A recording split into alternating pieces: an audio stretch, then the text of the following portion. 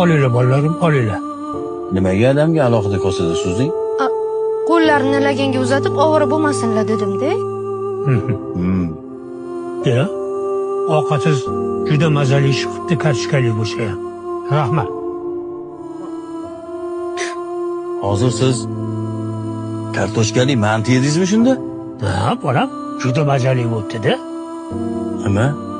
Sen hozir o'zimizga go'shtli, yog'li manti suzib, adamga alohida kartoshkali suzdingmi? Bolalarniki bilan adashtirib yuboribman shekilli adasi. Ada, shu keliningizni bitta duo qiling. Ilohim. O'zidan battar kelin uchrasin.